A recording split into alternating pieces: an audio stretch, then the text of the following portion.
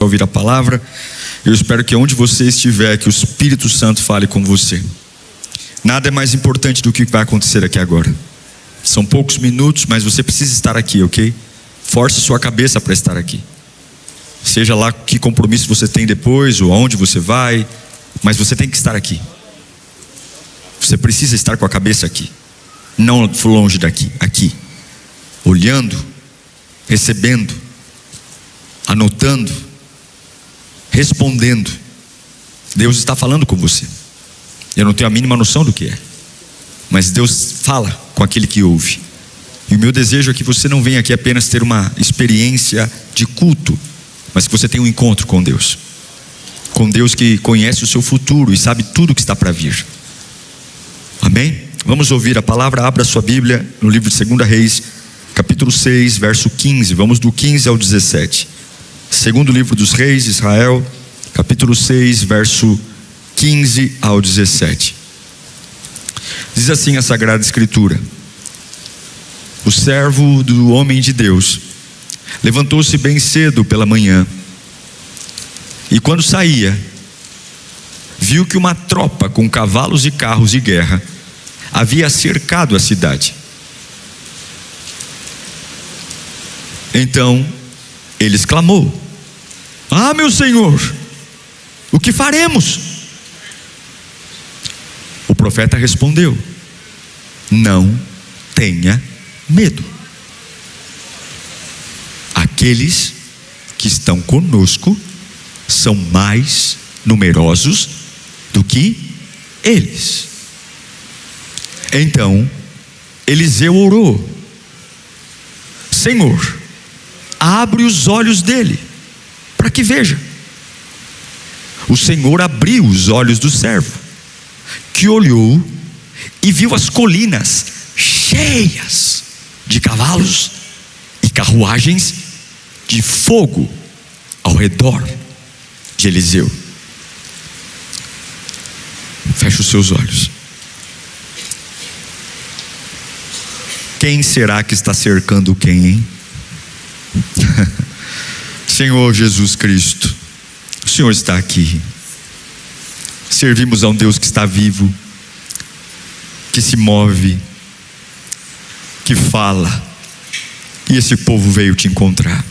Ah, Jesus, o Senhor é tão bom, o Senhor é um Pai tão amoroso, e eu te peço, Senhor, incendeia-nos nesta noite. Que não seja só mais uma pregação, mas que seja a revelação da tua vontade para a minha vida.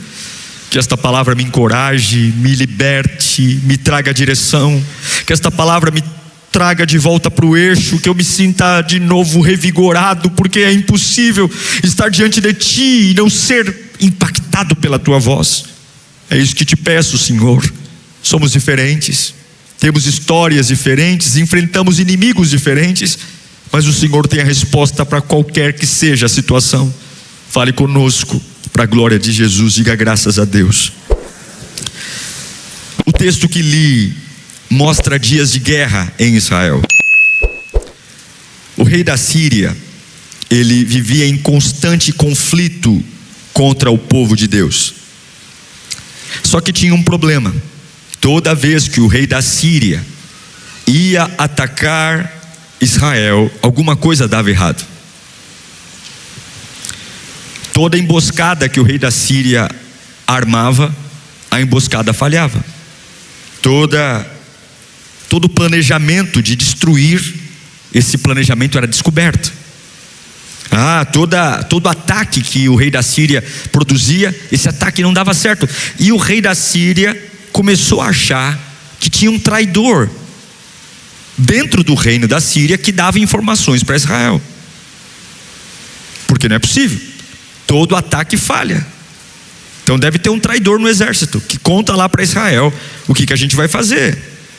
Até que alguém chega para o rei da Síria e diz: ô rei, não tem traidor nenhum. O problema é que eles têm um profeta lá em Israel, e o nome desse profeta é Eliseu.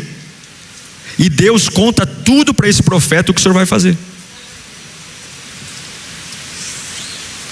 Tudo. Olha o nível. O inferno estava perdendo porque havia um homem conectado com o céu. O inferno não conseguia destruir uma nação inteira porque tinha um homem tão conectado com Deus que cada passo do inimigo Deus revelava para Eliseu. Por isso que nenhuma emboscada dava certo, nenhum plano dava certo, nenhum ataque dava certo. Então o rei da Síria entende que o problema não é Israel, o problema é Eliseu. E agora ele fala o seguinte: eu tenho que acabar com esse cara. Então ele junta o maior exército que ele podia. E agora ele não vai atrás do rei de Israel, ele não vai atrás do exército de Israel, ele junta toda a força bélica que a Síria podia, e ele vai atrás de um homem. Ele vai atrás de Eliseu. Eles chegam de noite, eles cercam Dotã, e eles esperam amanhecer para acabar com Eliseu. É exatamente aqui que o texto que li a você começa.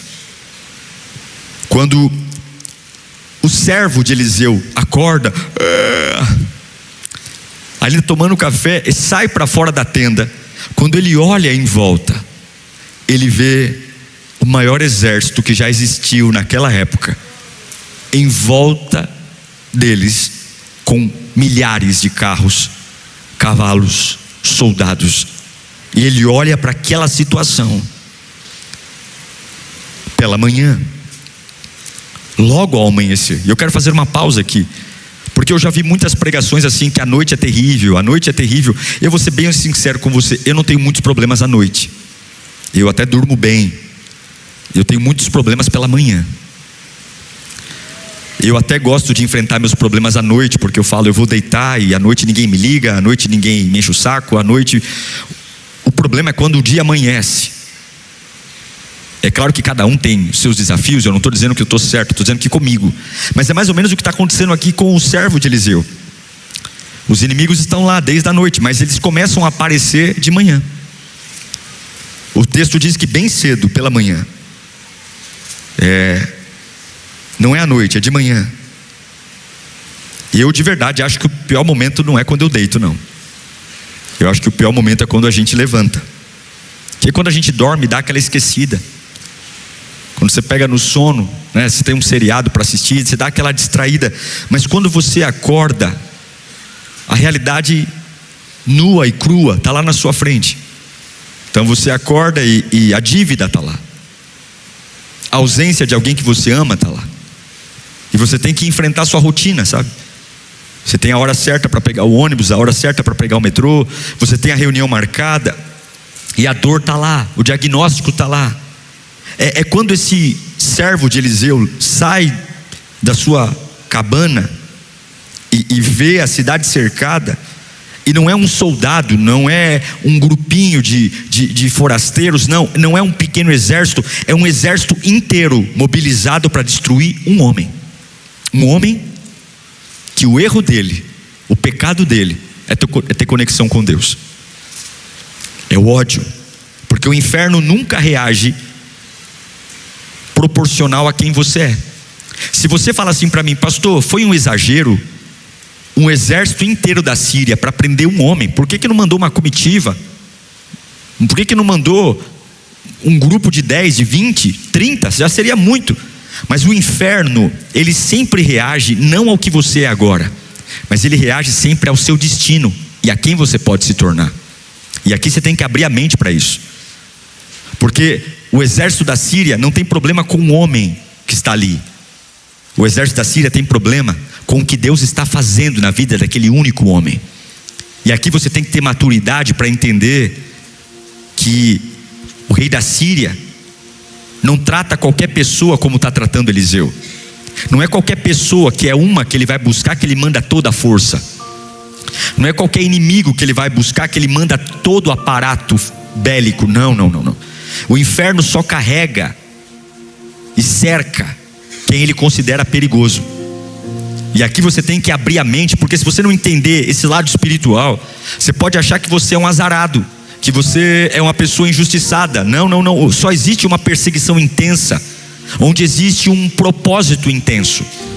Só existe um exército inteiro que se desloca para pegar um homem, porque esse exército sabe o que esse homem representa, com quem esse homem fala, que o que sai da boca desse homem pode mudar destinos, que o que sai da boca desse homem, se ele continuar como está, não tem nenhum plano do inferno que vai dar certo, não tem nenhuma retaliação do inferno que vai dar certo. O problema é esse: nós olhamos para o cerco e a intensidade do diabo e dizemos: então eu vou parar de fazer o que eu estou fazendo, porque eu não estou aguentando mais. Ninguém está enfrentando o peso que eu estou enfrentando, ninguém está enfrentando a angústia que eu estou enfrentando, eu estou me sentindo uma pessoa amaldiçoada. E Deus está dizendo: tolo, se tem todo esse destacamento do inferno contra você, esse ataque não é proporcional a quem você é hoje. É que o diabo já se ligou que se eu continuar te nutrindo como eu estou te nutrindo, se eu continuar te enchendo como eu estou te enchendo, você é um perigo a todos os planos do inferno contra a sua casa. Você é um perigo contra todos os planos do inferno contra a sua família. Não tem um ataque da Síria que dá certo. Por quê? Porque tem um Eliseu que recebe revelação. E eu quero declarar: você vai ser alguém que vai frustrar todos os planos do diabo contra a tua família. Não tem um plano que vai dar certo. Deus vai te falar antes, Deus vai te avisar antes. Você vai orar, Deus vai falar com você, Deus vai procurar coisas no seu coração. Você vai dizer: não, eu tenho que falar com a minha mãe, eu tenho que falar com meu pai, eu tenho que visitar meu primo, eu tenho que avisar minha tia. Então antes do diabo chegar, você vai chegar primeiro. Deus vai te usar. Só que o servo de Eliseu, ele sai e ele vê aquele cenário assustador. É ele e o Eliseu rodeados por milhares de soldados. E o problema é que o moço olha para o cenário e ele não entende o motivo do ataque.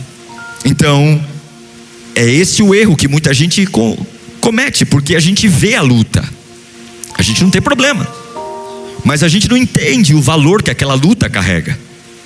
A gente não entende.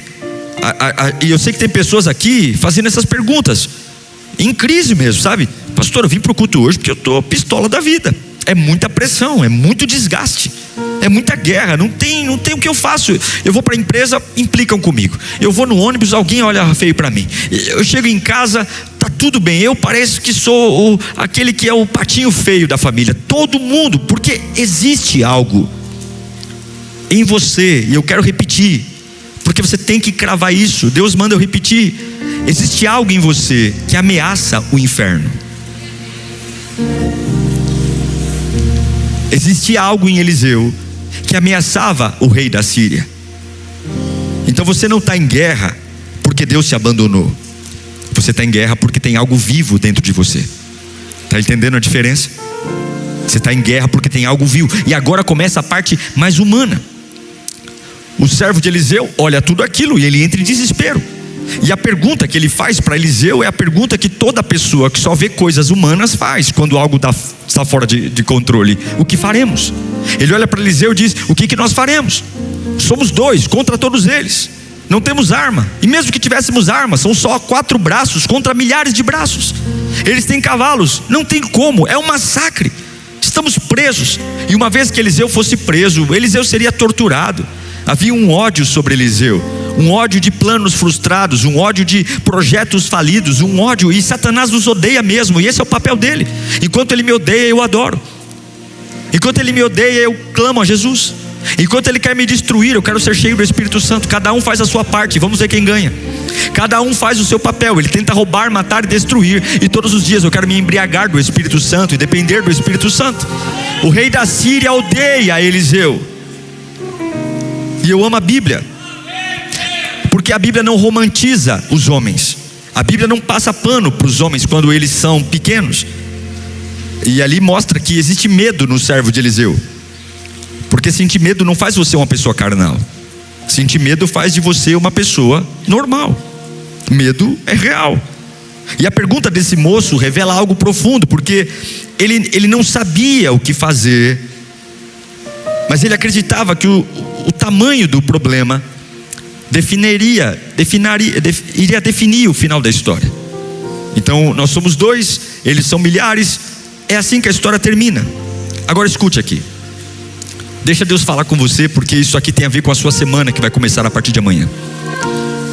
Quem olha só para o natural sempre vai perder a paz antes da batalha começar. Então, se você olha para um exército numeroso e olha para você, antes da batalha começar, você vai perder sua paz. Então, se você olha para sua renda e olha para a dívida, você vai perder a paz. É o que está acontecendo com o servo de Eliseu. Ele perde a paz porque a visão errada vai produzir emoções erradas. Se eu olhar para o ângulo errado, eu vou ter um sentimento errado, e um sentimento errado vai gerar uma ação errada, e eu vou para debaixo da cama, e eu vou começar a falar bobagens. Então aquele jovem começa a ver um monte de cavalo, ele começa a ver um monte de soldado, um monte de lança, um monte de ameaça. Ele vê tudo, ele só não consegue ver Deus. Então ele vê o cavalo, ele vê a carroça, ele vê o soldado, ele vê a lâmina, ele vê o escudo, ele vê tudo, tudo que é natural, e ele não vê Deus. E isso acontece conosco o tempo todo.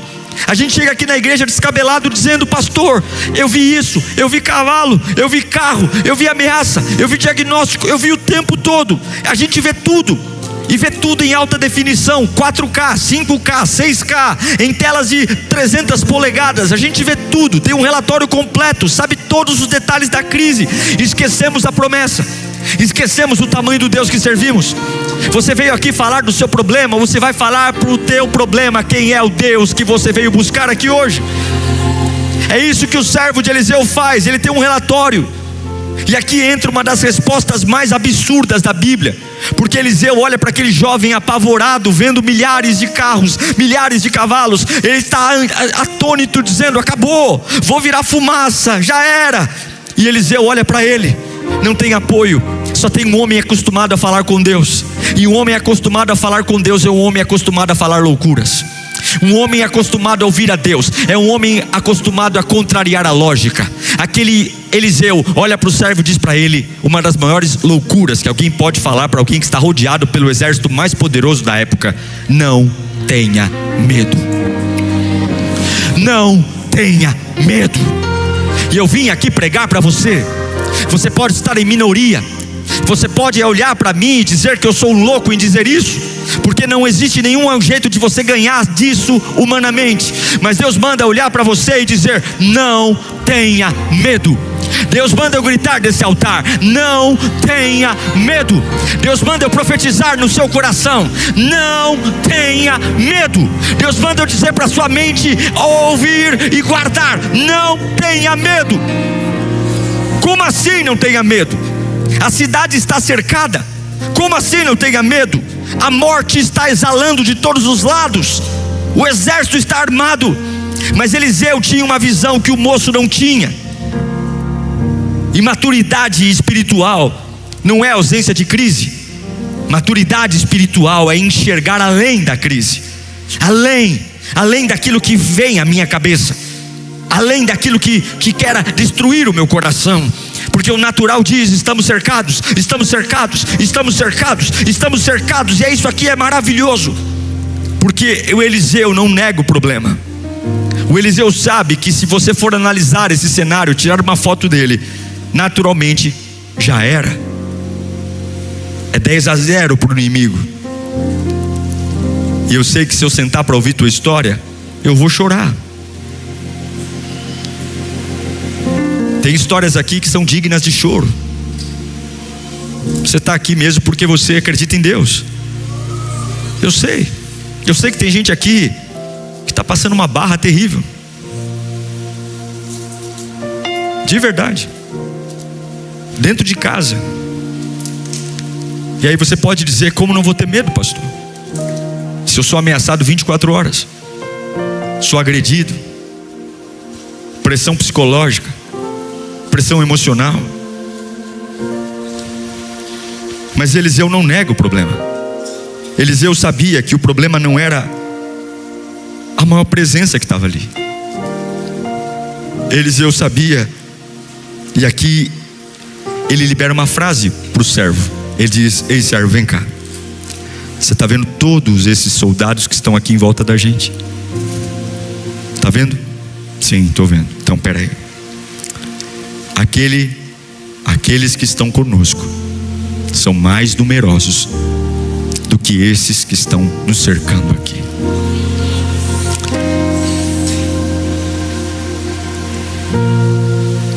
O céu é mais cheio do que o inferno. Existem mais anjos do que demônios. Existe mais poder em Deus do que no diabo. Agora imagina a cabeça do servo. Só tem eu e Eliseu. Como é que maior é os que estão conosco do que os que estão contra nós, se eu só vejo eu e você, Eliseu? É aqui que você tem que escolher deixar de ser carnal para ser espiritual. Porque quem vive pelo natural conta corpos. Como é que tem maioria se eu vejo 1 cavalo, 2 cavalos, 3 cavalos, 4 cavalos, 5 cavalos? Como é que nós estamos em maioria se eu só vejo eu e você e tem 500 escudos, 300 lâminas? Quem vive pelo natural conta corpos. Quem vive o sobrenatural conta a presença. Você vai parar de contar carnal para começar a contar a presença. Você vai começar a abrir a janela pela manhã e dizer: é uma semana que até semana passada era pesada, mas eu tenho uma certeza maior são os que estão comigo do que aqueles que estão contra mim.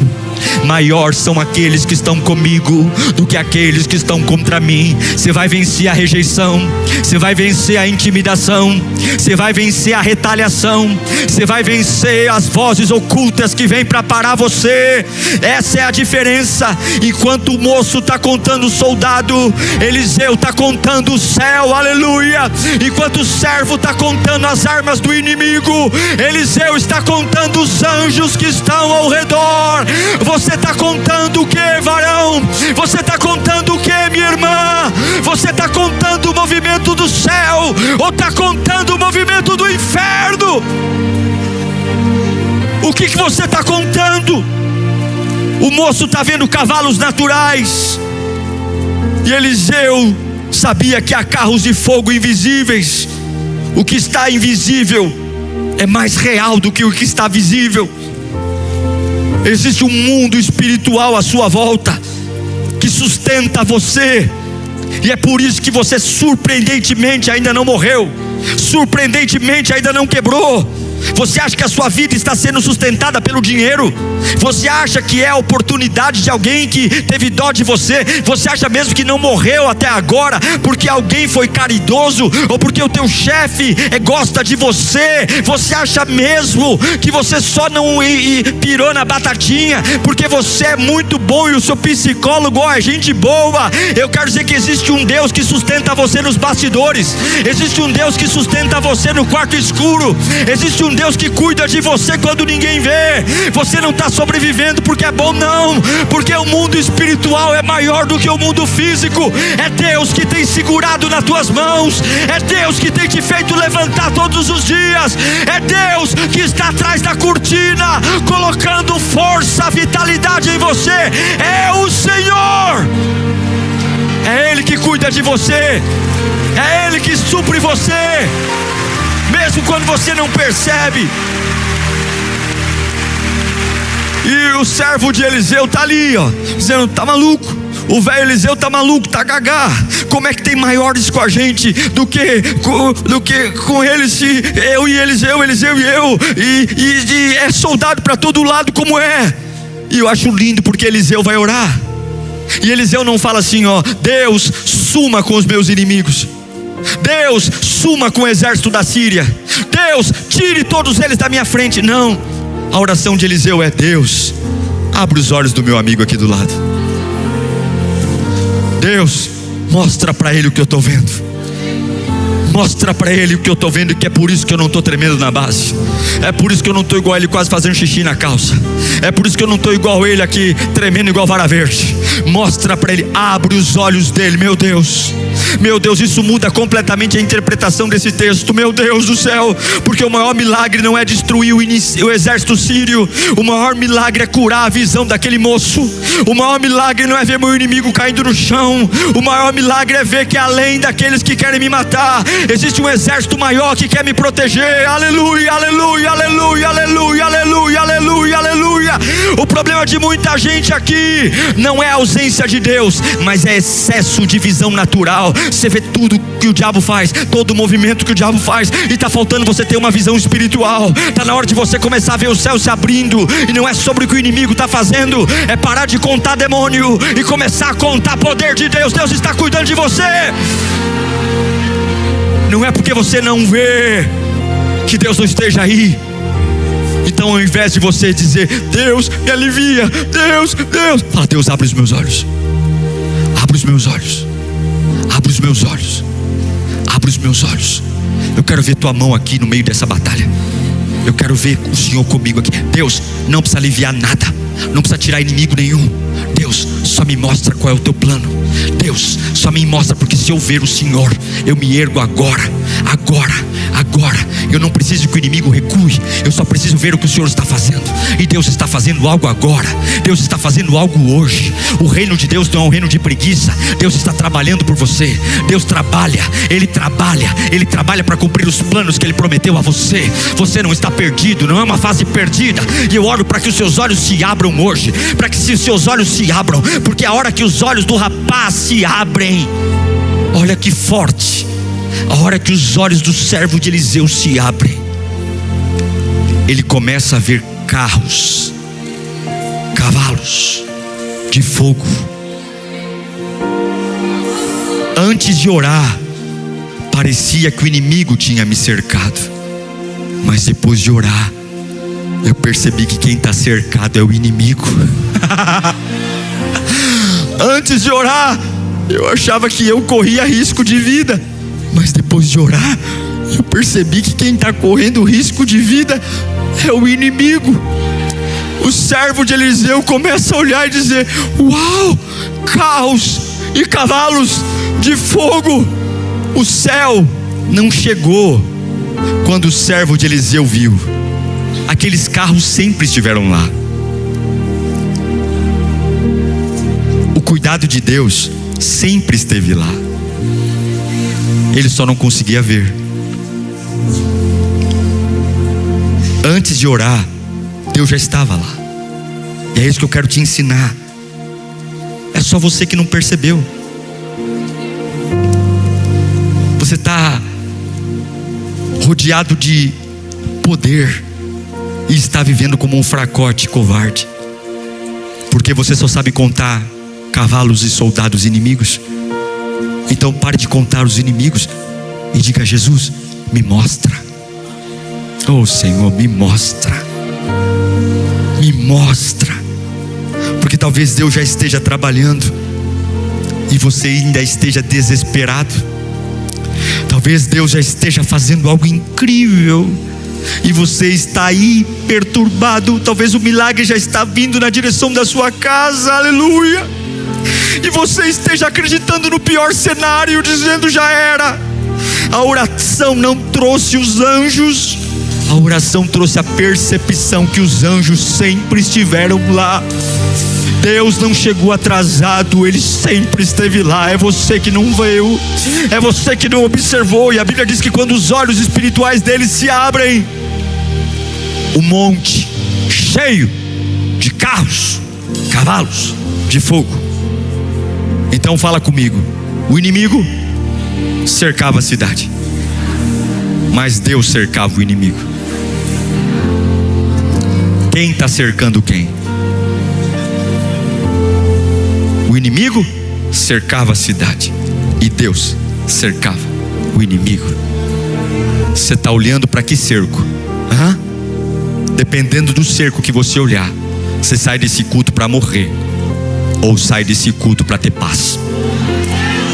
Dependendo do cerco que você olhar, você sai desse culto para encher a cara e dizer, não há mais esperança para minha vida, ou você sai desse culto dizendo, Deus está cuidando de mim. Deus está cuidando de mim. Eu não vou morrer coisa nenhuma, eu não vou quebrar coisa nenhuma, eu não estou em minoria coisa nenhuma. Eu não conseguia ver porque eu estava vendo pelo ângulo errado, mas agora eu tenho certeza, carros e cavalos de fogo chegaram. Deus não soltou a minha mão, Deus não me desamparou. isso explode a minha mente, porque o servo de Eliseu achava que estava cercado, e quem está encurralado são os sírios. Porque quando Deus entra na guerra, o caçador vira caça. Quando Deus entra na batalha, o caçador vira caça. Os sírios montaram em cavalos para destruir um homem de Deus, imponentes, espadas afiadas, cavalos prontos para passar por cima de qualquer um que estiver no caminho. Mas a hora que eles encontram um homem de Deus, o caçador vira caça na mão de Jeová, porque agindo Deus, ninguém pode impedir. Esse é o Deus que servimos, o general de guerra. Antes dos sírios chegarem, Deus já tinha chegado. Antes do mal chegar, Jeová já tinha chego. Você acha que Deus improvisa? Você está errado. Você acha que Deus comete erros? Você está errado. Você acha que Deus trabalha com um pronto socorro? Você está errado. Antes de todas as coisas existirem, Ele já existia. Antes de tudo acontecer, Ele já sabia. Antes do ataque acontecer, o céu já estava em posição. Deus cuida de você. Eliseu, antes desse milagre, sabe qual foi o milagre antes desse? Eliseu viu um machado cair na água, e ele orou, e o machado flutuou. Aí você fala: o que tem a ver, pastor? O machado flutuar com um exército de anjos cercando o exército da Síria? Porque Deus está mostrando que, assim como Ele fez um ferro vencer a lei da gravidade, Ele consegue fazer um exército inteiro perder. O que significa? Significa que você tem que aprender a confiar em Deus nos pequenos problemas e confiar em Deus nos grandes problemas. Porque um machado cair no leito de um rio não é um grande problema. Concorda comigo? Eu vou lá e compro outro. O problema é um exército inteiro me cercar para me matar. Mas Deus mostra para Eliseu que Ele é um Deus que resolve desde problemas pequenos, como um machado boiar, o ferro vencer a gravidade, como um exército inteiro, armado até os dentes, ser envolvido por uma glória de Deus. O mesmo Deus que move carros de fogo, também recupera machados perdidos. O mesmo Deus que vence exércitos inteiros, também se importa com detalhes emocionais da sua vida. O mesmo Deus que coloca o exército sírio de joelho, é o mesmo Deus que tem compromisso em arrancar as pequenas coisas que tiram a sua paz. Deus não te dará só vitórias em cima da montanha. Deus te fará vencer problemas pequenos que você leva para o travesseiro. Deus não vai resolver só coisas caras, Deus vai resolver coisas baratas também. Eu não sei se você está recebendo uma palavra, mas eu estou pregando, eu só estou liberando para quem crê.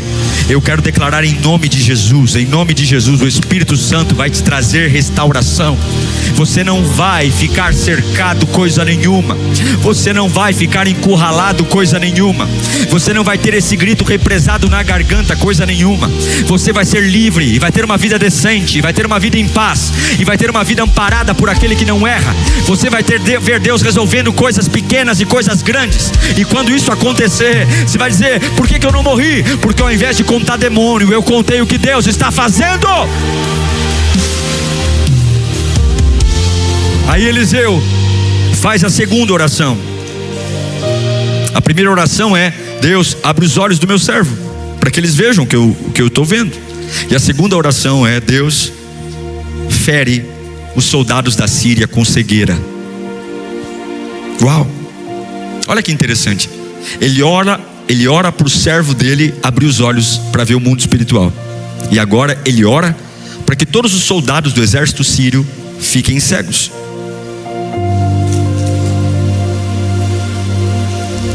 Sabe por quê? Porque todo homem e todo exército que luta contra o homem de Deus perde direção. Se você estiver posicionado em Deus, se Deus for a sua fonte, Qualquer um que lutar contra você vai perder a direção. Não tem jeito. E agora vem uma das cenas mais humilhantes para o inferno. O Eliseu conduz um exército inteiro com a sua mão. Eles não enxergam, eles só ouvem.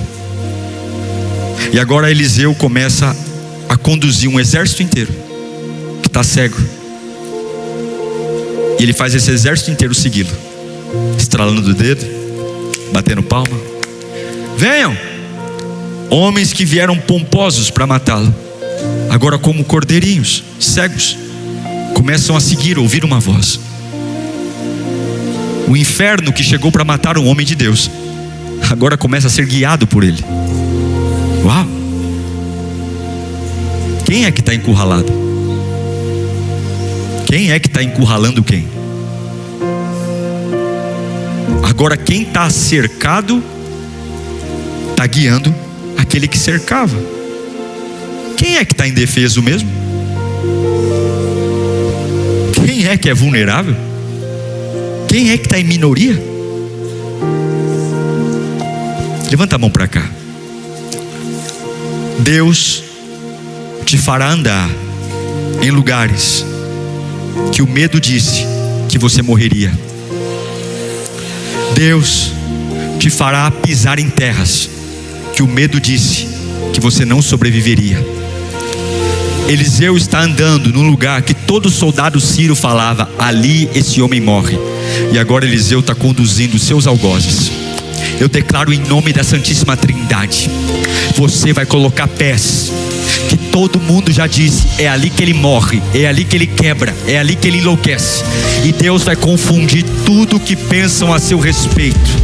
Deus vai confundir tudo, vai ser uma confusão dos infernos. As pessoas não vão saber, porque quem quer destruir homem de Deus perde direção. Eu declaro hoje que todos os planos do inferno contra a sua vida vão ser desbaratados, vão perder direção, perder direção. Faz assim com a minha mão, como eu estou fazendo, perder direção. Fala, perder direção. Vão perder direção, vão perder direção. Não vão prosperar. Não vão.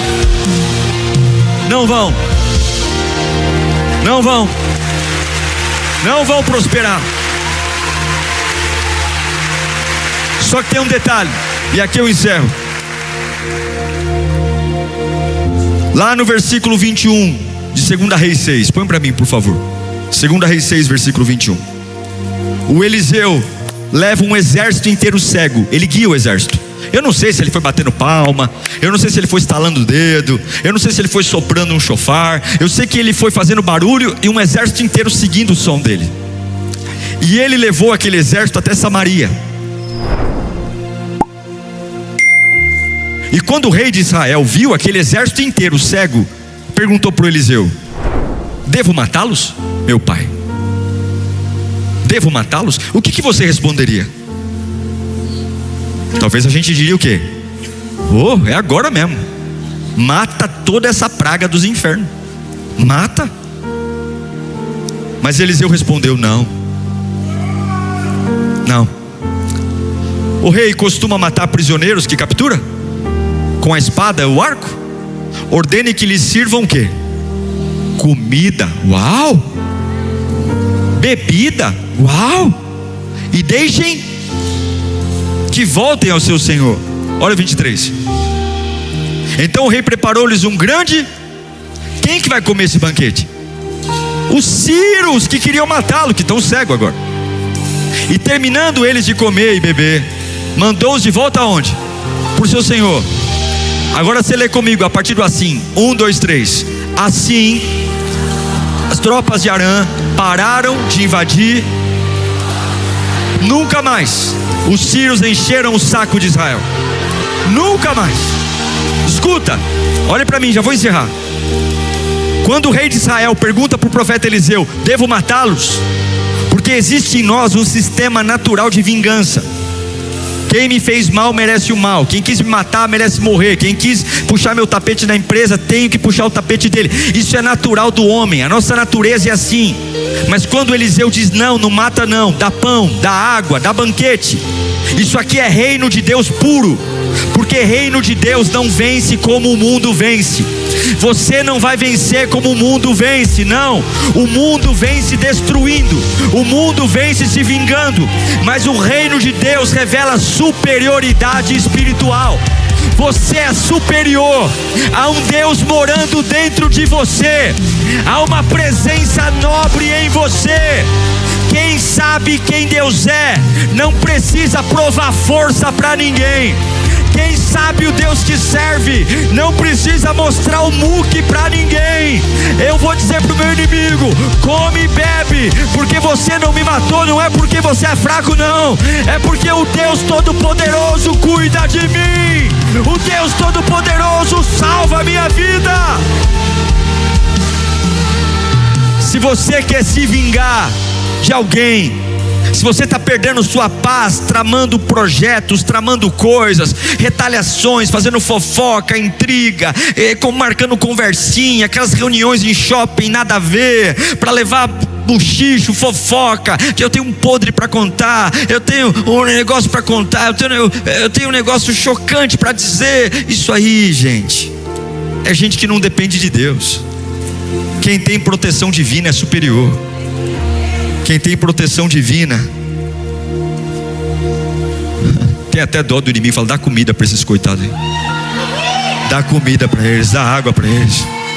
Eles acham que pode alguma coisa contra um homem de Deus. Não pode. E a Bíblia diz que nunca mais a Síria se meteu a besta com eles. Isso vai acontecer com você. Tem gente que vai dizer: nunca mais vou tocar no nome daquela pessoa. Eu nunca mais vou brincar com as emoções dela. Eu nunca mais vou mexer com a reputação dessa pessoa. Por quê? Porque eu tenho uma certeza: Deus está na vida dessa pessoa. Eu não posso mexer com ela, eu não posso. É Deus. É Deus. Eu encerro dizendo que Deus não tirou nem Eliseu e nem o seu servo daquela situação. E talvez Deus não tire você da sua situação. Mesma cidade, mesmo exército inimigo, mesmo cenário, mesmo problema, com uma outra visão. E é isso que eu oro para Deus te dar hoje. Eu estou tão animado pregando esta palavra porque Deus está falando comigo também. Não é só você que está sendo ministrado, o meu coração também está sendo ministrado. E eu estou recebendo aqui dizendo: uau, uau, uau, uau, uau, eu quero essa visão. Eu quero ver, Senhor, o que o Senhor está fazendo. Carros e cavalos de fogo. O inimigo achando que está abafando, e eu estou vendo aqui milhares de anjos ao meu redor.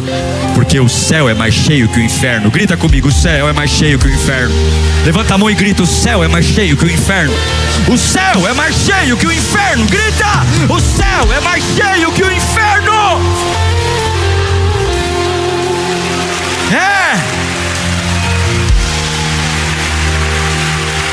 Deus vai mudar a forma como você enxerga. Você pode se colocar em pé, por favor. Minha oração é que Deus quebre a sua visão limitada.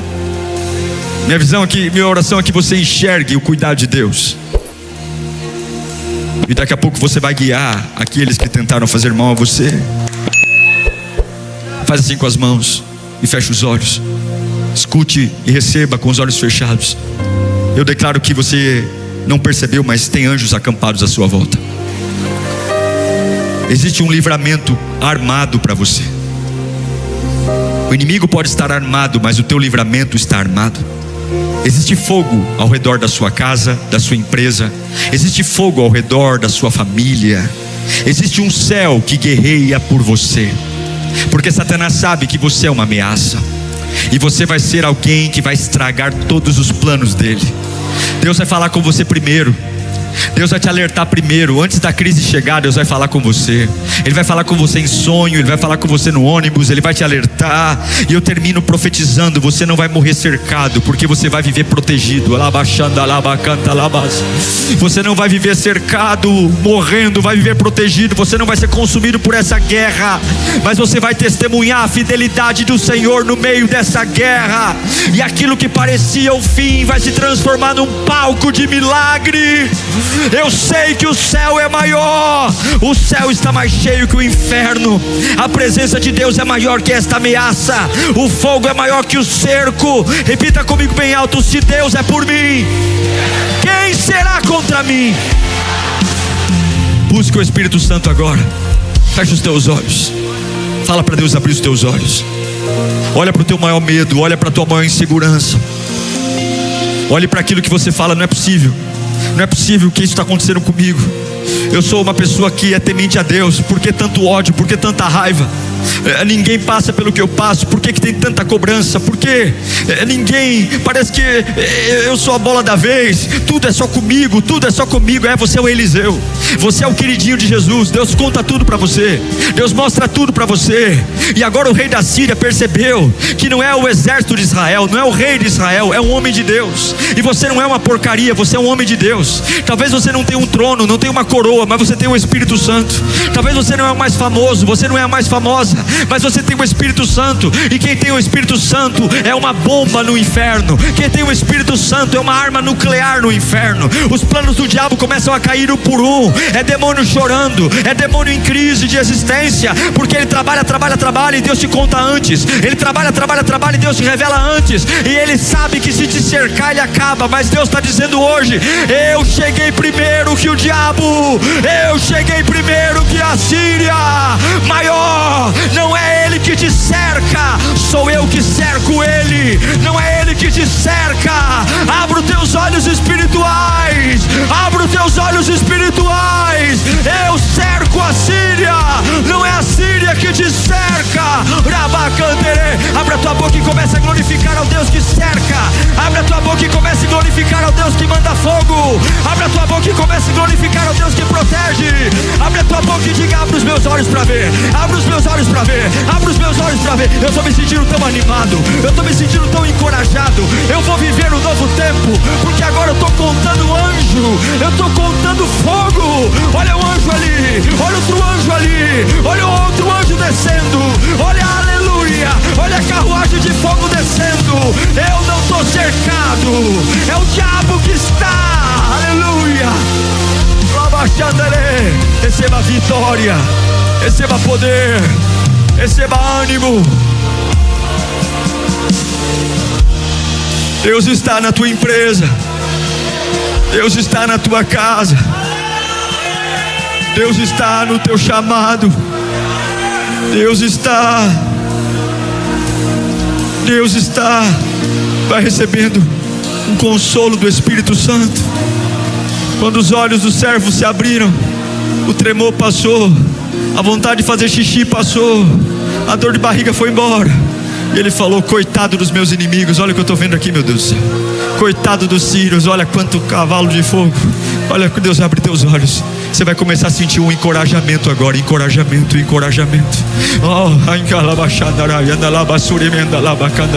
Deus vai começar a te encorajar agora. Receba do céu. Um encorajamento agora. Um encorajamento. Isso não vem da terra, isso vem do céu. Isso não vem. É por isso que 22, verso 28. Eu acredito que Deus pode restaurar a sua casa. Eu vou repetir: eu acredito que Deus pode restaurar a sua casa. Não importa quanta saudade você tenha de uma época que não existe mais. Algumas vezes o porta-retrato é algo que nos chateia muito, porque tem alguns porta-retratos que nos lembram uma fase que passou e que talvez hoje esteja tão distante. Mas eu acredito num Jesus que pode reviver porta-retratos, fases em família, por mais desgastados e desconfigurados que estejam. Provérbios 22, 28 diz: não mude de lugar os marcos antigos. Não mude de lugar os marcos antigos, que limitam as propriedades e que foram estabelecidos por seus antepassados. Vamos ler juntos no 13 o verso inteiro? 1, 2, 3. Não mude de lugar os marcos antigos que limitam as propriedades e que foram estabelecidos por seus antepassados. Você que está aqui, você que está online, curve sua cabeça. Peça ao Senhor Jesus para te dar uma palavra de direção sobre sua casa. Uma palavra que vai trazer ânimo, estratégia. Uma palavra que vai renovar você. Algo que vai acender você para esta batalha. Não estamos aqui apenas para cumprir um protocolo. Estamos aqui para receber poder do alto. Estamos aqui para embaixar o reino de Deus nesta terra e propagar a visão que Deus tem nos dado. Pai querido, fala conosco nesta noite. Invocamos o teu poder. Pessoas vieram de todas as regiões de São Paulo aqui. Pessoas estão assistindo esse culto de várias nações. E agora nós só queremos uma coisa: a revelação da tua voz. Alcança lares, famílias agora. Alcança pessoas. Libera o teu poder, a tua unção e a tua glória. É o que nós te pedimos em nome de Jesus. Diga graças a Deus. Toda a família que caiu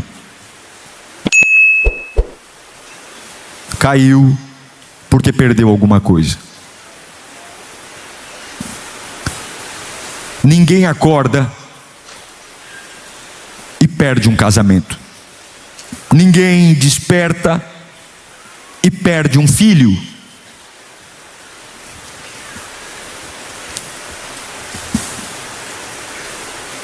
Primeiro, alguma coisa sai do lugar. É por isso que Salomão está dizendo: não mude de lugar os antigos marcos. O que era um marco? Marco eram grandes pedras arredondadas, numa época que não havia portões, não haviam cercas, não haviam muros. Então lá no começo, para se estabelecer o limite de um terreno, o limite que uma família tinha de propriedade, se colocavam grandes pedras nas extremidades desse terreno para marcar a propriedade daquela família. A ordem de Salomão é: não mude de lugar os marcos antigos, que limita a sua propriedade. Os marcos, as pedras que limitavam o comprimento e a largura de um terreno da família, não era só a proteção daquele terreno, era muito mais do que isso. Era proteger a herança, era proteger um patrimônio que iria ser derramado para os filhos, para os netos e assim sucessivamente. Quem remove um marco de lugar rouba o futuro da família. Quem mexe no marco empobrece o patrimônio que os antepassados lutaram para preservar. E a pergunta que eu faço para você é: quem está removendo os marcos da sua família? Quem está mexendo nas pedras que delimitavam a extensão, a qualidade, a vida? Quem? Quando Deus estabelece um limite, Ele não quer nos punir, ao contrário, Ele quer nos proteger. Satanás diz que um limite de Deus é uma punição. Mas quando Deus coloca limites no casamento, é porque Ele quer proteger a família. Quando Deus coloca limite na criação dos filhos, é porque Ele quer proteger a sua geração. Limites de Deus para o homem não é sobre punir, é sobre proteger. E eu fiquei pensando nisso, orando por isso. O que é remover os marcos? Que marcos são esses? Esses que nós não podemos mexer. São marcos estabelecidos onde? Na palavra. E eu fui lembrar de Romanos capítulo 1. Quando o apóstolo Paulo vai falar com uma geração que abandonou a palavra, que prevaricou contra aquilo que sabia e não quis fazer. E Paulo vai trazer 4 marcos, 4 situações que o povo sabia que tinha que fazer e não quis fazer. E profeticamente eu quero conversar com você, porque a nossa geração é uma geração que está removendo marcos que Deus estabeleceu, pedras que Deus colocou sobre aquilo que Ele tem para nós, e nós estamos mexendo E quando um marco da família é movimentado, a família sente. Satanás nunca começa no casamento, nunca começa drogando um filho. Ele começa no fundamento da família, de forma sorrateira, de forma suja. E a bomba que estoura no casamento, a bomba que estoura na relação com o pai, a bomba que estoura no filho, na verdade é só a ponta do iceberg de um limite, de um marco que foi alterado. E baseado em Romanos capítulo 1, eu quero mostrar 4 marcos no pique, sobre coisas que nós precisamos entender que isso é batalha espiritual. Não adianta colocar a foto aqui, não adianta chorar na hora da família, não adianta dizer Espírito Santo se nós não restabelecemos os marcos dentro da nossa família. Há uma guerra travada no mundo espiritual enquanto você está ouvindo eu pregar. Há demônios gritando aos 4 ventos que tudo que você está ouvindo aqui é balela, mas o Espírito de Deus também está aqui. Se Satanás arrancou marcos da sua família, Jesus Cristo ainda pode recolocá-los no lugar. Se Satanás arrancou marcos da sua família, territórios que estavam estabelecidos pela palavra, e hoje as coisas diminuíram, as coisas foram roubadas, Jesus Cristo pode recolocar marcos da sua família. Em Romanos capítulo 1, verso 21, eu vou falar do primeiro marco. Porque tendo conhecido a Deus, não glorificaram como Deus, nem lhe renderam graças. Pelo contrário, os seus pensamentos tornaram-se fúteis, e o coração insensato deles se obscureceu. Embora eles afirmem ser sábios, tornaram-se tolos, e trocaram a glória do Deus imortal por imagens feitas à semelhança do homem mortal, bem como de aves, de quadrúpedes e de répteis. O primeiro marco que você não pode mexer na sua família, fala comigo: Deus no centro. Esta é a primeira pedra que não pode ser tocada na família. Deus no centro. Paulo não está falando que eles abandonaram a Deus. Paulo está dizendo que eles deixaram de glorificar a Deus. Ou seja, essa é a primeira batalha. A primeira batalha que eu tenho que restaurar na minha casa. Porque Satanás não quer tirar sua família da igreja. Satanás quer tirar Deus do centro da sua casa. É um marco. E aqui tem algo que quase ninguém percebe. Você sempre vai colocar na sua família algo como centro. Sempre.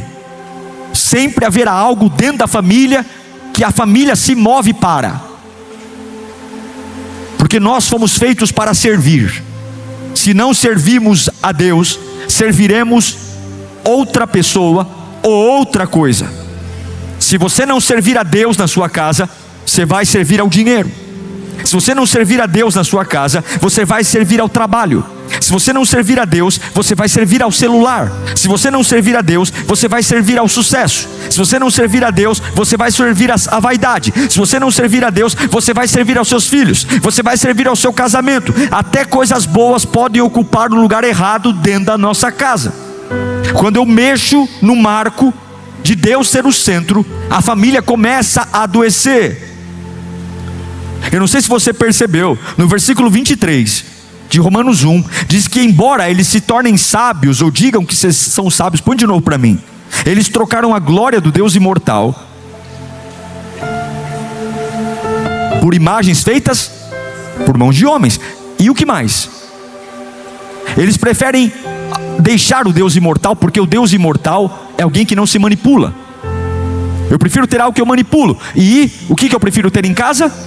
Aves, quadrúpedes e répteis. Deus tem deixado de ser o centro de algumas famílias. E aí você vê uma pessoa tendo mais paciência com um cachorro do que em buscar a Deus. Eu não sou contra ter pet. Eu não sou contra você ter um animal na sua casa. Mas a própria Bíblia diz que essa geração que se diz sábia se torna tola quando prefere uma imagem de um homem. E aqui pode ser um artista, e aqui pode ser um cantor, e aqui pode ser uma obsessão por algum curso. Eu prefiro, por quê? Porque é mais fácil eu colocar algo no centro que eu manipulo, do que colocar um Deus que não se permite ser manipulado por ninguém. Deus é soberano, Ele nunca será manipulado. Então eu prefiro fazer o centro da minha casa é cuidar de cachorro, o centro da minha casa é ter papagaio, o centro da minha casa é fazer curso, o centro da minha casa é isso. E aí eu começo a entender que o problema não é cachorro, o problema é colocar coisas corruptíveis, coisas manipuláveis no centro. Sempre que uma criatura ocupa o lugar do Criador, o marco sai do lugar. E quando o marco sai do lugar, a casa adoece. É isso que Paulo está falando. Eles trocaram a glória que era para ser de Deus para a glória de coisas pequenas. A alegria desta casa não é mais Deus, não se fala mais sobre Deus, não se busca mais a Deus. E quem troca Deus, tira Deus do trono da família, adoece. Agora eu pergunto para você: quem é que toma decisões na sua casa? Quem é que governa as prioridades da sua casa? Quem é que governa o ambiente da sua casa? Quem é que determina o clima da sua casa? Porque aquilo que ocupa o centro define o destino da casa. Uma casa doente é porque perdeu o centro. Uma casa pesada é porque perdeu o centro. Uma casa doente emocionalmente perdeu o centro. Uma casa onde as pessoas são perturbadas, acordam de noite gritando, tendo pesadelos. Uma casa onde há agressão física. Uma casa que não há nem palavra, porque ninguém se suporta. Jesus precisa ser o centro. É o que Josué diz no seu capítulo 24, versículo 15. Havia uma pressão sobre as famílias, havia uma pressão sobre coisas que tinham que ser feitas. E Josué levanta a mão, ele não quer ser popular não. Josué levanta a mão e olha para todo aquele povo e diz algo tão poderoso. Ele fala assim: porém vocês, não agrada a Deus, se porém não agrada a vocês servir ao Senhor, escolha hoje quem vocês vão servir: se aos deuses dos antepassados serviram além do Eufrates, ou aos deuses dos amorreus, em cuja terra vocês estão vivendo. Vocês decidem o que vocês querem, porque eu, porém, e a minha família serviremos ao Senhor. Todo mundo quer uma vida diferente, mas da minha casa Jesus é o centro. Levanta a sua mão e grita: Deus governará a minha família. Mais alto: Deus governará a minha família. Eu não quero saber de onde sua família veio, se você é descendente de europeu, se você é descendente de baiano, se você é descendente de sulista. Eu não quero saber se você é uma família de indígena, de loiro, de negro. Eu não quero saber de onde você veio. Eu não quero saber se tem doutor na sua família. Eu quero dizer que se há um marco hoje de Deus ser o centro na sua casa, vai ter direção na sua casa. Vai ter direção na sua casa. Se Deus for o centro da sua família, haverá paz na sua família. Se Deus for o centro, haverá ordem. Se Deus for o centro, as suas decisões, quando houver uma decisão, vai aproximar a família, não guerra. Porque tem família que toma decisão e um fica inimigo do outro. Tem família que decide comprar um carro e é um campo de guerra dentro de casa. Tem família que decide qualquer coisa, pintar uma parede, é uma confusão. Mas quando Jesus é o centro, não tem egoísmo. Quando Jesus é o centro, não tem rivalidade. Quando Jesus é o centro, a mulher não fica brava se o marido está ganhando o que está ganhando. Quando Jesus é o centro, a vida está dentro da casa. Agora escuta: quando eu mexo no marco de Jesus ser o centro, o ego senta no trono. Aí acabou. O ego senta no trono. E quando o ego senta no trono, não tem acordo mais. Porque não é sobre o que é verdade, é sobre o que eu penso. Quando o marco de Deus está no centro, move, o dinheiro senta no trono. Agora tudo sobre dinheiro, grana. A carreira é uma obsessão por trabalho, é uma obsessão. E você nunca terá paz. Escuta, a maior vitória do diabo não é fazer você negar a Deus, mas é fazer você viver como se Deus não governasse a sua casa. Você não pode admitir Deus não ser o centro na sua casa. Minha casa não tem bebida alcoólica. Por quê? Porque Deus é o centro. Minha casa não tem música obscena. Por quê? Porque Deus é o centro. Minha casa tem princípio. Por quê? Porque Deus é o centro. Deus é o assunto da minha casa. Não existe: mas pastor Diego, se você é o chefe da sua família, homem, pai, mãe, não permita seus filhos tirarem Deus do centro da sua casa, porque você quer agradá-los. Prefira perder seus filhos mantendo Deus no centro, porque um dia eles vão te agradecer por você ter feito isso, do que você tirar Deus do centro para fazer média com filho e filha. Eu não sei para que eu estou pregando aqui, mas eu sinto o Espírito Santo fazer eu gritar nesse lugar. Há famílias aqui que perderam o centro sem perceber. A rotina empurrou Deus para o canto, a correria empurrou Deus para o canto, o medo empurrou Deus para o canto, o trabalho empurrou Deus para o canto, preocupações empurraram Deus para o canto. Mas Jesus está dizendo: hoje eu quero voltar a ser o centro. Hoje eu vou voltar a ser o centro. Hoje eu vou voltar a ser o centro. Quem recebe esta palavra, levanta a mão. Eu declaro, levanta a mão e receba. Toda autoridade que tomou o lugar de Cristo na sua casa perde força agora. Todo o poder demoníaco que tomou o lugar de Cristo perde força. Grita comigo: Jesus, volta para o centro, porque hoje minha casa volta para o eixo. Jesus é o centro. Jesus é o centro da casa. Em cada cômodo da minha casa, Jesus é o centro. Jesus é o centro. Jesus é o centro. Jesus é o centro. Jesus é o centro. Jesus é o centro das conversas. Segundo marco.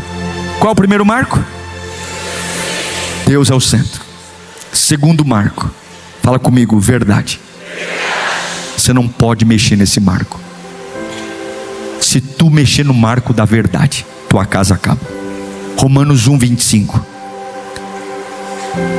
Trocaram a verdade de Deus pela mentira. Trocaram. Olha o que Paulo fala: trocaram. Paulo não diz que a verdade foi perdida. Paulo diz que a verdade foi trocada. Existe uma verdade que não é verdade, trocada pela verdade verdadeira. Ninguém troca uma coisa achando que vai piorar. Pode tirar o texto. Ninguém troca.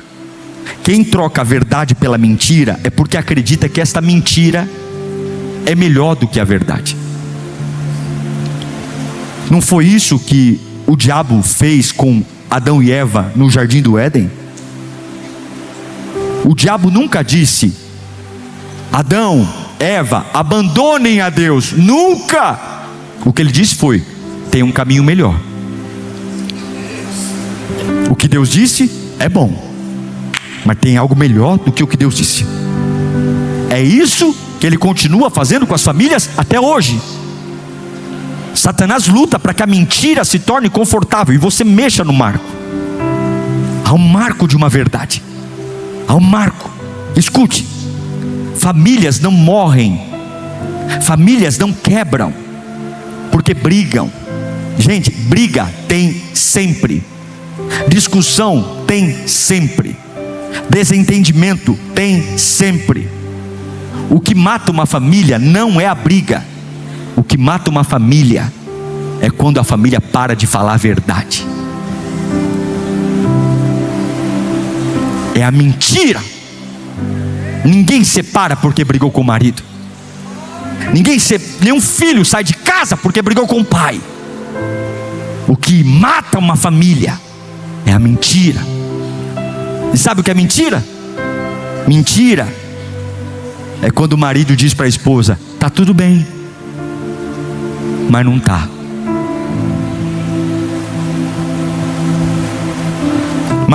Marido diz, a esposa diz: como é que foi seu dia? Foi um inferno. Mas ele não tem vontade de contar o que foi. Ah, tá tudo bem. Mentira é quando a esposa olha para o marido e ela diz: não aconteceu nada. E aconteceu. O filho que diz para o pai e para a mãe: ah, mãe, tá tudo tranquilo, tá tudo tranquilo, tá tudo de boa. E não tá. E todo mundo começa a virar um personagem da família. Todo mundo começa a virar um artista, porque ninguém consegue falar a verdade para ninguém. Ninguém consegue se abrir, ninguém consegue ser vulnerável, ninguém consegue dizer para o outro o que está acontecendo. A casa está cheia de relacionamentos vazios. É um se trombando com o outro, é um encontrando com o outro, é um assistindo o jogo da Copa do Mundo do lado do outro. E relacionamentos vazios, porque a mentira aproxima corpos, mas afasta corações. A mentira faz todo mundo ficar confortável, dizendo: a gente está junto, mas um coração distante. E aqui ninguém percebe, porque a mentira mais perigosa não é aquela que você conta. A mentira mais perigosa é a verdade que você nunca teve coragem de dizer. Trocamos a verdade pela mentira. Pais que nunca disseram a verdade. Qual a verdade? Filho, eu te amo. Tem pai que não tem coragem de falar que ama o filho. E não falar a verdade mata uma família. Eu não vou falar que amo meu filho porque ele sabe, tem que falar. Maridos que estão com a cabeça inchada, problemas, e não conseguem deitar ao lado da cama com a esposa e falar: amor, ore por mim, eu estou perdido, eu não sei como agir, eu estou doente.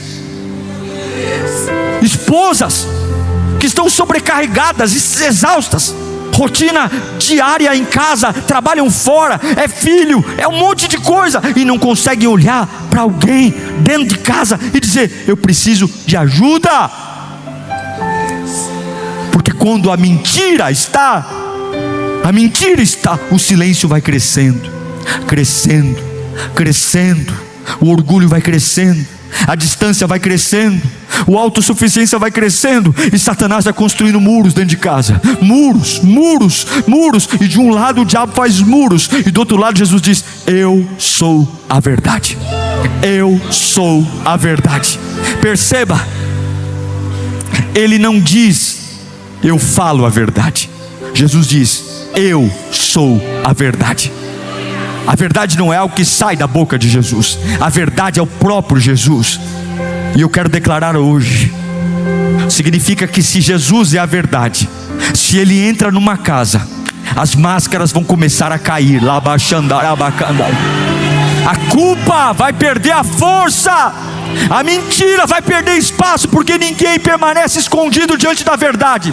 Eu declaro que os personagens vão ser desmascarados hoje, e quando o marco da verdade está numa casa, a confiança está em casa. Eu quero declarar confiança na sua casa.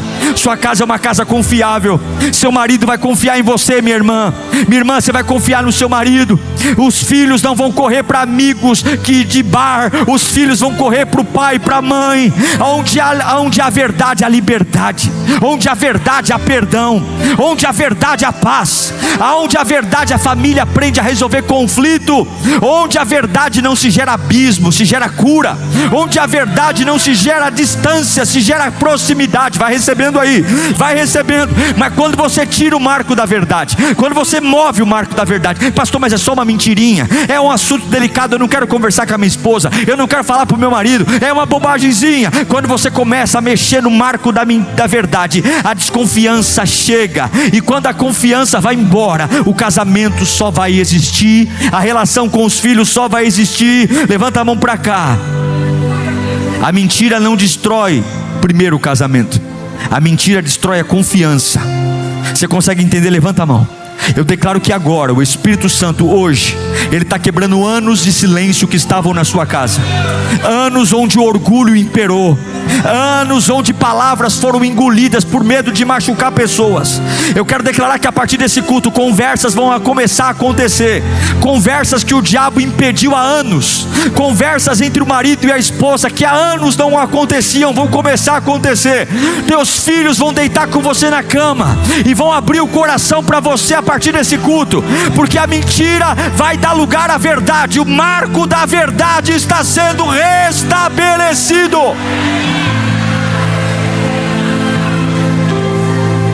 Não deixe que toquem no marco da verdade. Não deixe. A verdade está voltando para a tua casa, e quando a verdade volta, a cura volta. Eu estou declarando em nome de Jesus. Você não pode deixar que mexam. O diabo quer deixar esse marco para trás. Não pode, porque Deus cura naquilo que a gente mostra e não naquilo que a gente esconde. Terceiro marco, fala comigo: aliança. Em Romanos capítulo 1, verso 26, diz: por causa disso Deus os entregou às paixões vergonhosas. Até as mulheres trocaram a relação sexual natural por outra contrária à natureza. Da mesma forma, os homens também, tendo deixado a relação sexual natural com a mulher, se inflamaram em desejo uns pelos outros. Homens com homens cometeram atos vergonhosos e receberam em si mesmos o castigo merecido pela perversão. Paulo está dizendo que a aliança que Deus estabeleceu entre um homem e uma mulher, o marco de como uma família é constituída, diante da Sagrada Escritura, os homens decidiram mexer nesse marco, e de repente acharam que a ideia de Deus é ultrapassada, que a ideia de Deus é cafona. Então nós não entendemos mais que uma família é formada por um homem e uma mulher.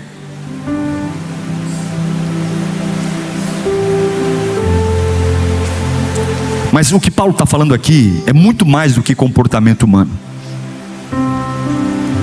O que ele está mostrando aqui é que pessoas decidiram viver uma vida sem o projeto de Deus, adaptando as suas famílias ao que elas bem entendem que uma família é. Eu compro um carro e ele tem uma marca, e eu preciso andar com esse carro enquanto a garantia existe, do jeito que o fabricante exige. Porque se eu levar um carro com um defeito e o fabricante suspeitar que aquele defeito nasceu por um uso inapropriado do automóvel, não há garantia. Deus tem uma aliança com a família que Ele estabeleceu, do jeito que Ele estabeleceu, da forma como Ele estabeleceu. E o que as pessoas fazem hoje? Elas criam as suas famílias do jeito que elas querem, e elas chegam para Deus dizendo: Deus, abençoe a família que eu criei, do jeito que eu desenvolvi. E Deus está dizendo: a minha aliança não é com a família que você idealizou, é com a família que eu idealizei. E toda vez que o homem rejeita o Criador, ele perde também o manual da criação. A terceira batalha espiritual, a primeira é colocar o marco de Deus no centro. A segunda, lembra da segunda? Verdade. O terceiro marco é aliança. Porque se a aliança morrer, a família cai sozinha. Se a aliança morrer, escute, ninguém quebra uma aliança de repente. Eu não estou falando só de desvios sexuais, não. Eu estou falando de uma aliança coletiva. Quebrar uma aliança é quebrar a prioridade. Casamentos não acabam no dia do divórcio. Casamentos acabam quando a aliança do respeito vai embora. Acaba quando a admiração desaparece e a gente não liga. Acaba quando o diálogo do casal sucumbe. Acaba quando cada um busca um vício. A mulher viciada nos filhos ou no trabalho, e o homem no trabalho, porque todo vazio dentro de casa, para a gente não morrer com aquele vazio, a gente se torna obcecado por alguma coisa, obcecado por fazer hora extra, obcecado por trabalhar em 5 empregos, obcecado por não vir para casa, obcecado por maratonar na Netflix, obcecado é alguma coisa, mas eu não posso enxergar isso. Mas quebrou uma aliança. O divórcio é só a certidão de óbito, a morte acontece antes. Jesus diz, em Mateus 19:8, quando perguntam a ele sobre o divórcio, Jesus responde, Mateus 19:8, Moisés permitiu que vocês divorciassem das suas mulheres, porque estavam questionando Jesus sobre se podia divorciar ou não. Ele fala: olha, Moisés permitiu na lei o divórcio, por causa do quê? Porque senão um matava o outro, porque senão a mulher era repudiada e vivia como escrava. Mas olha como ele termina depois de falar do divórcio: mas não foi assim desde o... Toda vez que a natureza humana entra em colapso, toda vez que o homem caído quer desculpa para a sua queda, a ordem de Jesus é: volta para o início. E qual é o início? Você veio do Pai, e quando você era do Pai você era perfeito. Quando você era do Pai, o pecado ainda não tinha destruído você. Jesus fala assim: Moisés tinha permitido o divórcio, não porque foi vontade de Deus, mas porque o coração do homem estava arrebentado. Mas não fica pegado ao que Moisés disse, volta para o início. Lá no início o mal não tinha chegado ainda, lá no início a crise não tinha chegado ainda. Deus está disposto a restaurar o projeto original que tem com você. Então se o mundo diz, se não está feliz, troca. Não está feliz? Larga. Eu nunca fiz e vi tanto casamento, de gente casando pela segunda, terceira vez como hoje.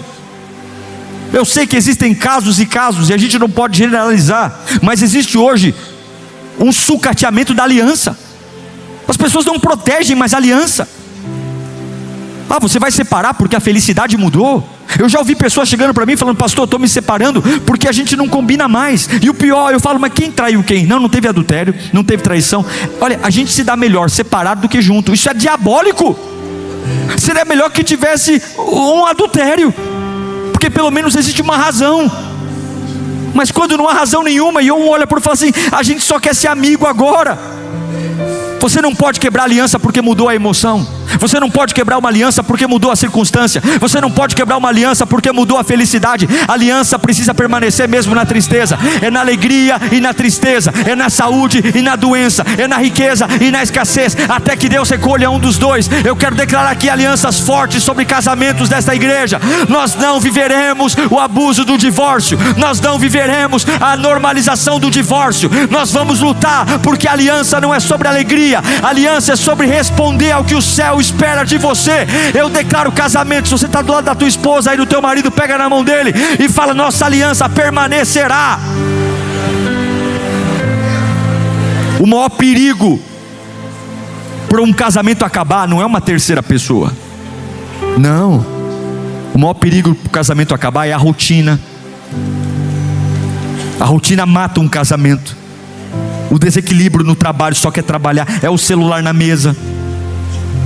O que mata um casamento é a falta de tempo. É achar que o casamento vai sobreviver sozinho. Olha para um jardim. Ninguém precisa jogar veneno no jardim para ele acabar. É só não cuidar. É só não cuidar. Ele morre.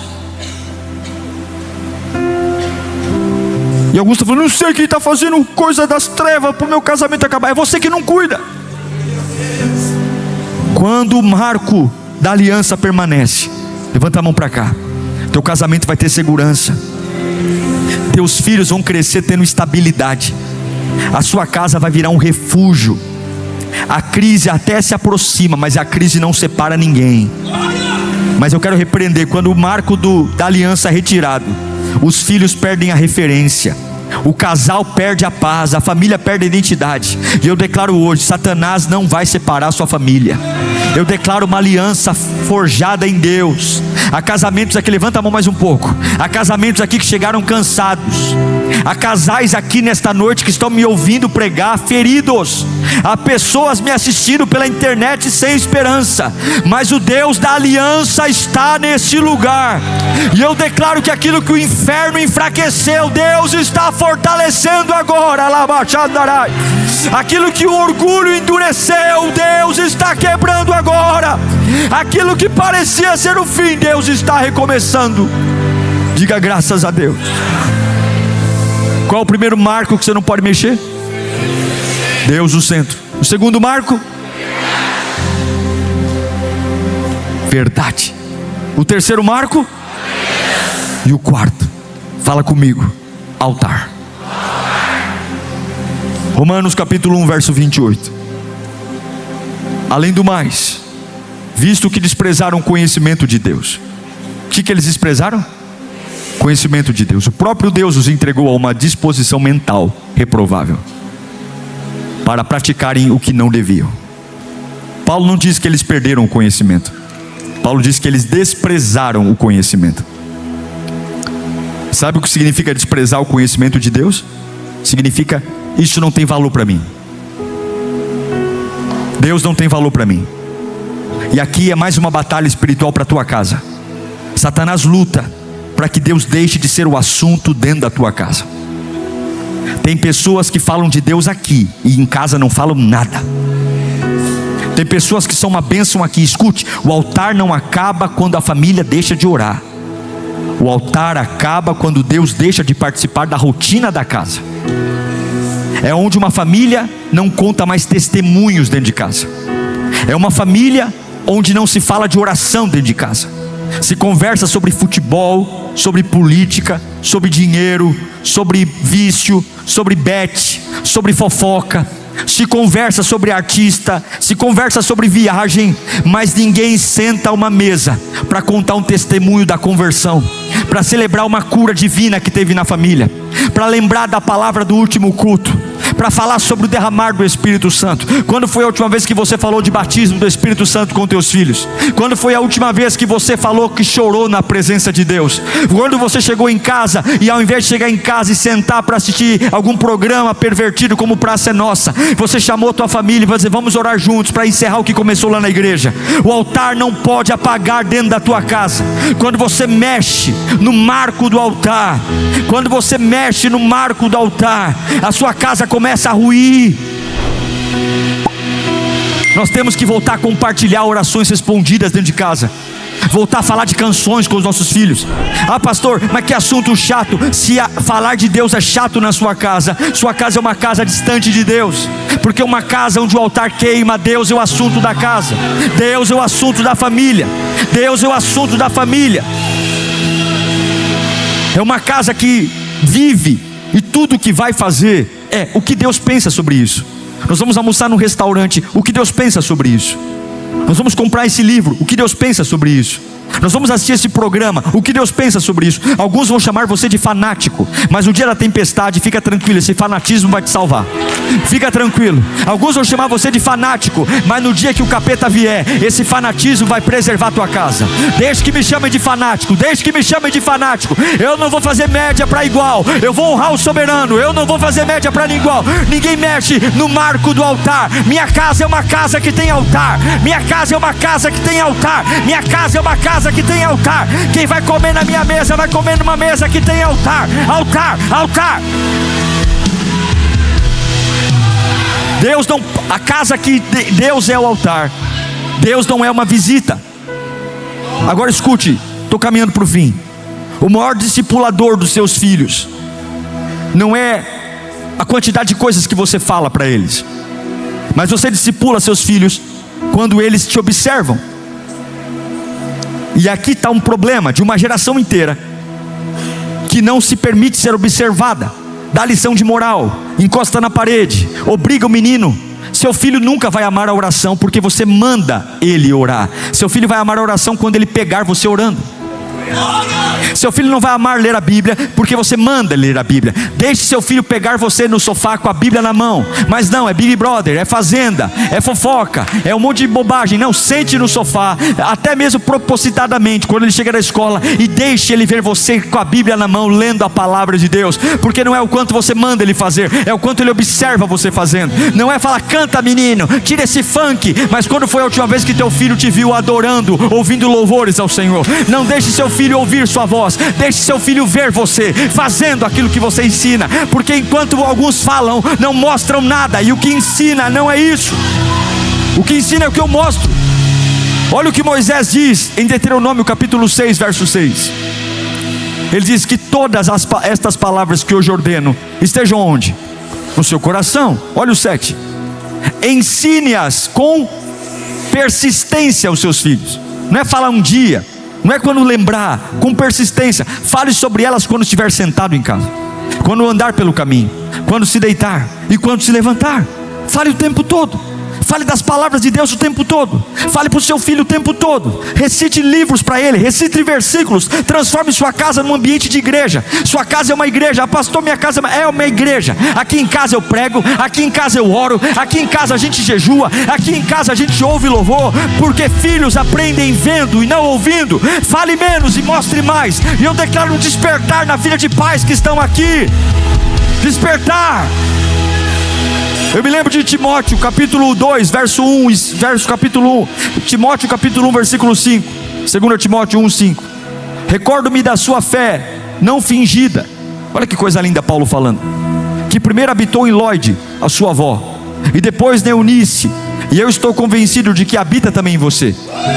Paulo está falando: olha, vovó, mamãe e você, O que é isso? É um hábito de ter uma fé que não é fingida, uma fé que é verdadeira. Então antes de existir um pastor, teu filho vai encontrar uma casa. Antes de ele assistir o púlpito, ele vai encontrar um altar dentro de casa. Eu quero declarar que a primeira igreja da sua casa não é a Lírio. A primeira igreja da sua família é a sua casa. Sua casa será lugar de derramar do Espírito Santo. Sua casa será lugar onde a tristeza não vai entrar. Seu filho vai chegar oprimido, seu filho vai chegar sofrendo, e quando ele colocar o pé em casa, ele vai dizer: papai, ora por mim, e eu vou ver milagres acontecendo na minha casa. Eu não posso mudar a escola que meu filho estuda, eu não posso mudar a empresa que meu filho trabalha, eu não posso mudar os lugares para onde ele vai, mas quando ele chegar em casa cansado, exausto, deprimido, minha casa vai ter altar fumegando, minha casa vai ter altar pegando fogo.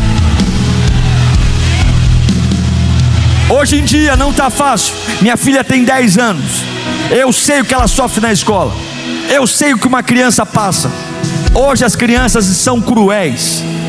As crianças, infelizmente, por pais que são sonsos, que não descobrem seus filhos, deixam filhos fazendo o que querem. Eu sei muitas vezes o que é uma filha chegar em casa chorando pelo que ouve, mas quando ela chega em casa, a gente ora com ela, a gente coloca as mãos na cabeça dela.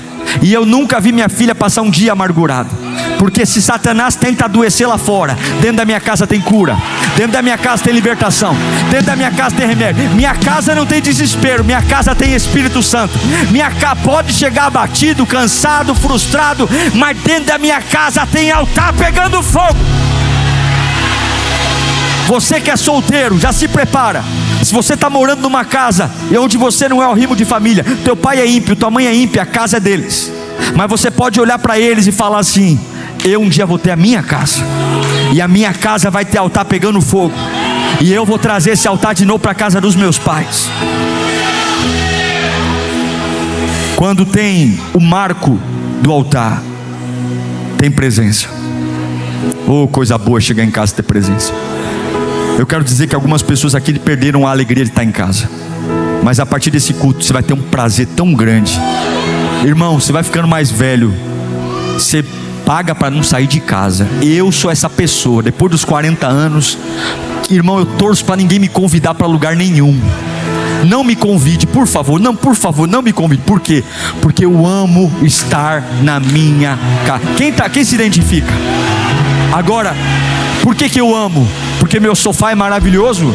Porque minha televisão é grande? Não, eu amo porque a minha casa é um lugar de paz. E é isso que eu quero declarar: se a sua casa tiver altar, sua casa vai ser o melhor lugar para você estar. Todo espírito de aborto, todo espírito de expulsão é quebrado agora. Eu declaro em nome de Jesus, eu sinto uma presença muito forte aqui. Eu sinto Deus mudando o mundo espiritual enquanto eu estou pregando aqui. Porque Deus não está procurando só pessoas, Deus está procurando altares nesta noite. Altares que foram apagados, altares que não queimaram mais, altares que um dia oraram, cantaram e hoje se apagaram. E o Espírito Santo vai soprar sobre as cinzas. Levanta a mão. O Espírito vai soprar sobre a cinza. O fogo vai voltar para dentro de casa. Vai voltar o fogo da oração, o fogo da palavra, o fogo da presença. Eu profetizo: o inferno não vai apagar o altar da sua casa. A presença de Deus vai restaurar o ambiente.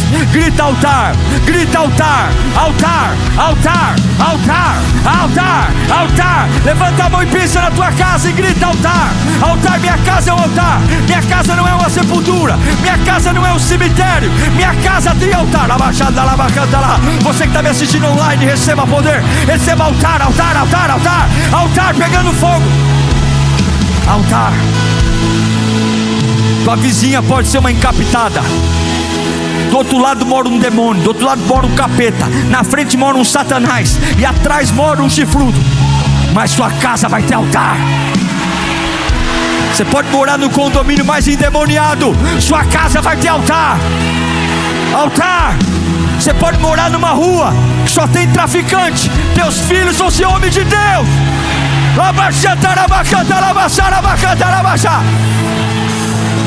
Você pode estar numa casa, num quintal, pastor moro num quintal atribulado. O teu pedacinho, o teu cantinho, vai ter anjos acampados à dianteira, anjos acampados à retaguarda, anjos acampados à esquerda e à direita. Satanás não vai passar, Satanás não vai passar. Por quê? Porque tem altar, tem altar, tem altar, tem altar, tem altar, altar, altar, altar, altar.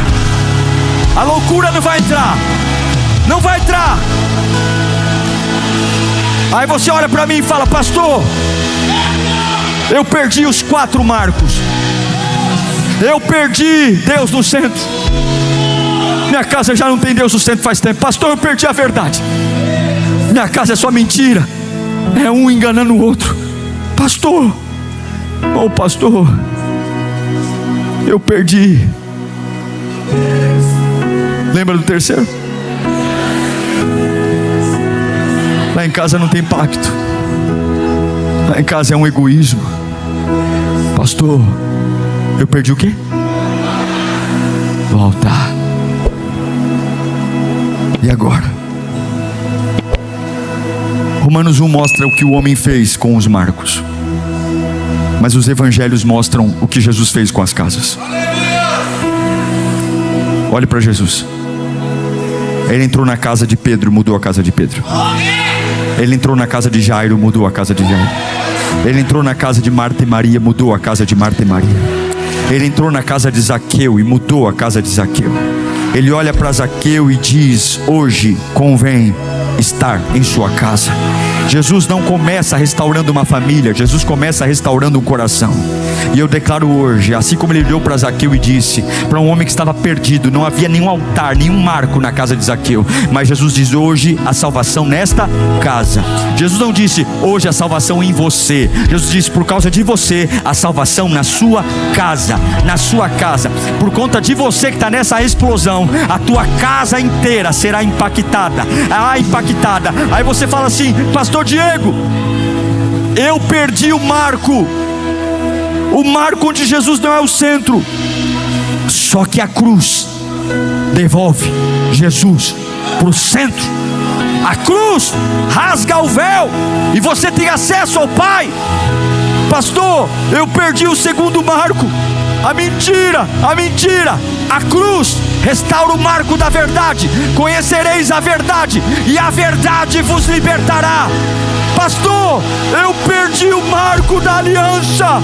A aliança quebrou, mas aquele que começou a boa obra é fiel e justo para completá-la, e ele permanece fiel. Mas pastor, eu perdi o marco do altar. Altar, e você perdeu o marco do altar, mas a presença vai descer.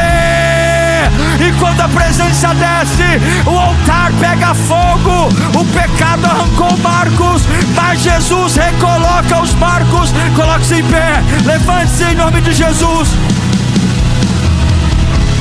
Sua família não pertence ao diabo, sua família pertence ao Senhor. Essa aqui é a sua família, essa é a sua casa. Os 4 marcos estão sendo colocados hoje.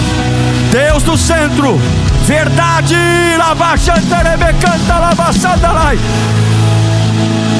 verdade, aliança e altar.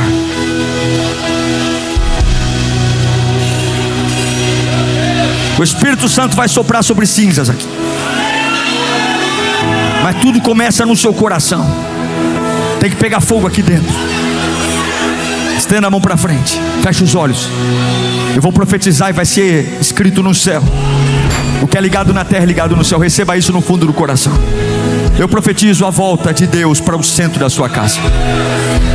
Quando eu falar, eu profetizar, você termina dizendo eu recebo, ok? Eu vou profetizar de novo. Eu profetizo a volta de Deus para o centro da sua casa. Eu profetizo que a verdade voltará a governar seus relacionamentos. Eu profetizo que a aliança hoje é fortalecida. Eu profetizo que o altar voltará a queimar. Eu declaro que toda a batalha espiritual contra a sua família está sendo quebrada agora pela autoridade do nome de Jesus. Eu declaro que todo espírito de divisão está sendo quebrado agora em nome de Jesus. Toda mentira quebrada em nome de Jesus. Toda frieza quebrada em nome de Jesus. Toda opressão quebrada em nome de Jesus. Todo plano do inferno contra seus filhos quebrado em nome de Jesus. Cai por terra em nome de Jesus.